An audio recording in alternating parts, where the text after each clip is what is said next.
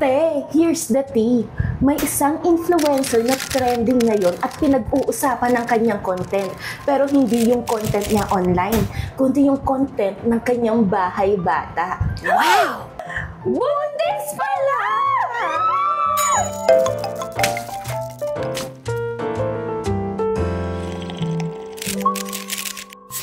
Grabe nga yung reaction online.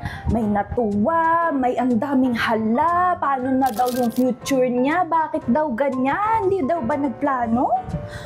Alam mo naman online kapag nag-post ka ng ganyan, naku, ma-o-cry ka talaga. Eto na nga, binasa ko yung mga comments tapos naalala ko si ate girl na kakilala ko.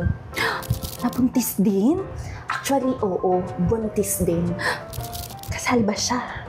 Eto na nga, nabuntis, pero hindi sa fiancé niya. Kung uso yung Sokmed, viral na rin yan. Nako, viral talaga. Ready na nga si Kuya Boy na iwan si ate girl para low-key na hindi mapahiya si ate girl. Oh. Pero eto na nga yung twist. Yung baby galing kay Lord. Kay Lord?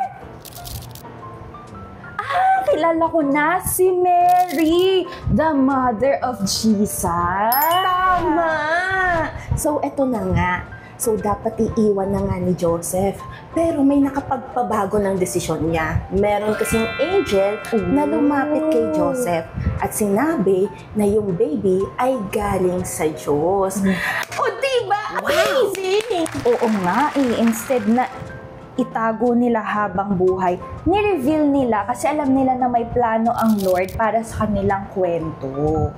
Kaya nga kung sa Bible nga, merong kwento ng controversial pregnancy, pero kinalinga, sinuportahan, at minahal pa rin siya ng partner niya, sino ba naman tayo, di ba? Para i-shame at i-judge etong si ate girl na may same experience. Yes, may mga choices tayo na dapat pag-isipan, wrong moves na dapat pagsisihan, pero may mas malalim na utos ang Lord.